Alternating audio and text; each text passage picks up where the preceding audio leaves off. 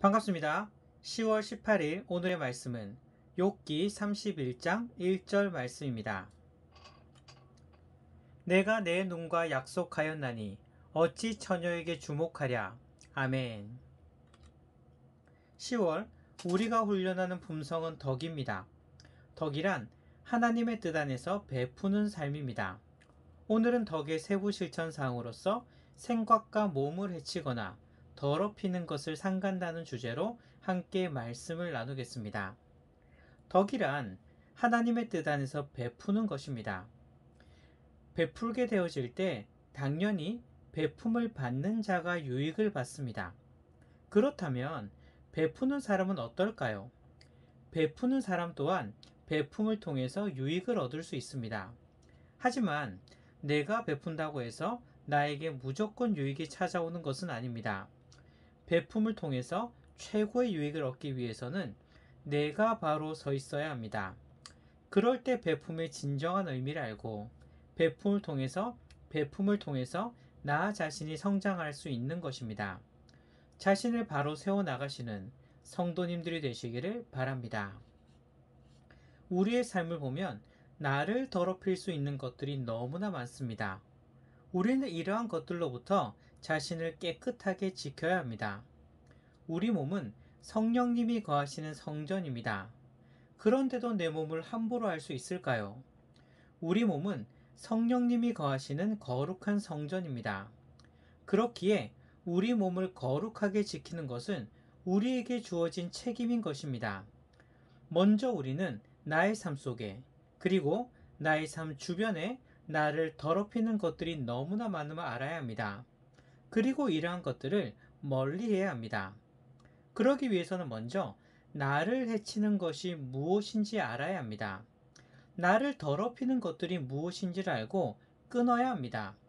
그런데 사실 이 문제가 쉽지 않은 것은 나를 더럽히는 것이 뭔지 몰라서 끊지 못했다면 차라리 다행일 수 있습니다. 나를 더럽히는 것들을 알고 지금부터라도 끊으면 되기 때문입니다. 하지만 문제는 몰라서 못 끊는 게 아니라 알고 있지만 끊지 못하더라는 것입니다. 소위 나의 약점이라고 부릅니다. 이것이 나에게 참 해로운데, 이렇게 살아서는 안 되는 거 아는데, 그래도 막상 끊으려고 하면 끊을 수 없는 것입니다. 한 번만, 이번 한 번만, 이렇게 하다가 여전히 끊지 못하고 붙잡고 있는 것입니다. 하지만 결론은 그래도 끊어야 합니다. 나의 약점이라고 말하고는 넘기지 마시고 하나님께 기도하면서 끊어야 하는 것입니다. 골로새서 3장 9절 10절을 보면 예수님을 믿고 구원받은 우리들에 대하여 옷을 벗고 입음으로 비유하고 있습니다. 옛사람과 그 행위를 벗어버리고 새 사람을 입으라는 것입니다. 다시 한번 말씀드립니다. 옛사람과 그 행위를 벗어버리고 새 사람을 입으라는 것입니다. 옷이 더러우면 어떻게 할까요? 그 옷 그대로 입고 있지 않습니다. 더러운 옷은 벗고요. 새로운 옷으로 갈아입는 것입니다. 마찬가지입니다. 구원받은 우리들은 더 이상 옛사람과 그 행위에 젖어 있어서는 안 됩니다. 옛사람은 벗어버리고 새 사람이 되었으니 새 사람을 입어야 하는 것입니다. 내가 끊지 못하고 있는 것, 여전히 붙잡고 있는 것들은 옛사람입니다. 단호하게 벗어야 합니다. 더러운 옷인데 그대로 입고 있지 마시기 바랍니다. 옛사람을 벗어버리고 새 사람으로서의 삶을 살아가야 하는 것입니다.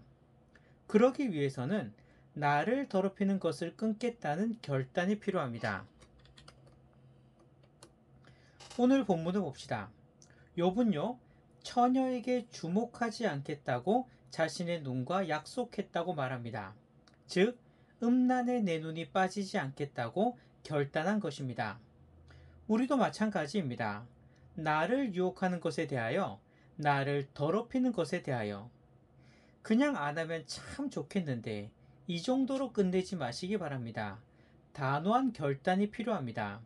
욥이 내 눈을 처녀로 더럽히지 않겠다고 결단한 것처럼 나를 더럽히는 것에 대하여 끊어버리고 멀리 하겠다고 단호하게 결단해야 하는 것입니다. 왜 이런 단호한 결단이 필요할까요? 왜 나쁜 걸 알면서도 끊지 못할까를 생각해 보면 됩니다. 그만큼 달콤하기 때문입니다. 그렇기 때문에 적당한 다짐으로는 끊기가 쉽지 않은 것입니다. 단호한 결단이 필요한 것입니다.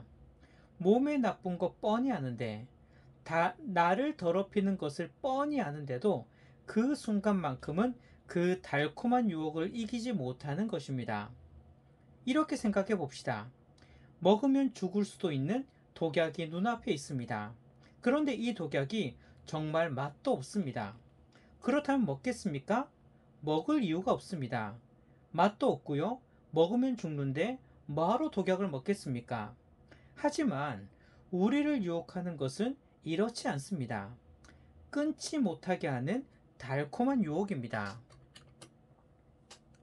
제 친구 한 명은 가지고 있는 지병 때문에 음식을 굉장히 조심해야 하는 친구였습니다.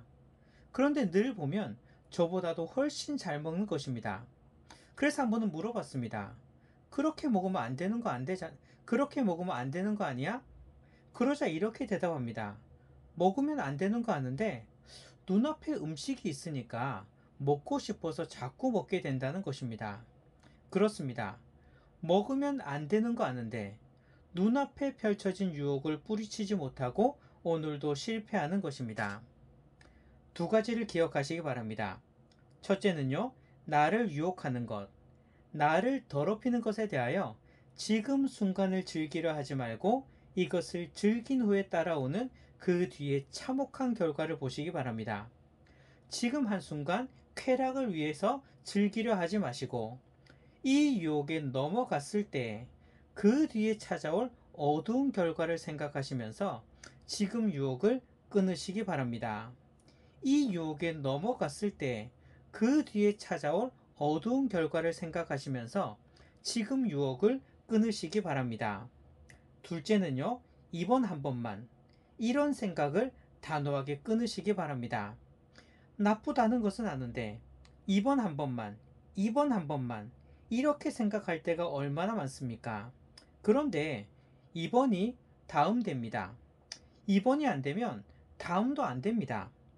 다음에 끊겠다 생각하지 마시고 지금 이 순간부터 단호하게 끊으시는 성도님들이 되시기를 바랍니다. 내 생각을 더럽히는 것, 내 몸을 더럽히는 것이 무엇입니까? 이제는 벗어납시다. 끊어버립시다. 옛 사람을 벗어버리고 새 사람으로 살아가시는 성도님들이 되시기를 바랍니다.